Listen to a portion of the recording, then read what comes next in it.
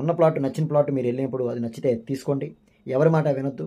మీ ఇంట్లో వాళ్ళు ఫ్యామిలీతో వెళ్ళండి ప్రాజెక్టు. వైఫ్ అండ్ హస్బెండ్, అలాగే బ్రదర్స్ అండ్ సిస్టర్స్, అలాగే పేరెంట్స్, లేదంటే మీ సన్ అండ్ డాక్టర్, ఇలాంటి వాటితో మీరు వెళ్ళండి.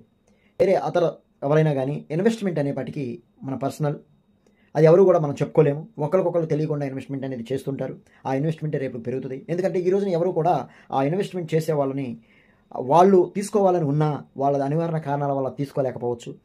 అది తీసుకుంటానికి వెళ్ళిన మనము ఏదో డిస్టర్బెన్స్ వల్ల వాళ్ళు చెప్పిన మాటలు విని ఆగిపోతూ ఉంటాము.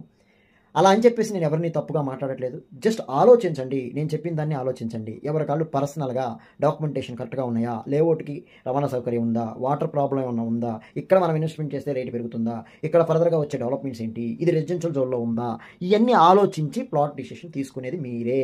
ఎవరు మీకు చెప్పరండి.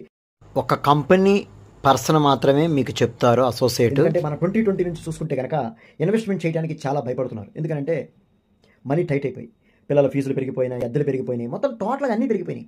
అంటే మన పిల్లలకి సేవింగ్ ఎక్కడ ఇస్తున్నామండి? భూమిని వారసత్వంగా ఇవ్వండి. కొంతవరకు మనం కొనుక్కునే కెపాసిటీని బట్టి లాంగ్ వెళ్ళినా సరే మినిమం మీకు ఎంత కావాలో అంత కొనుక్కోండి.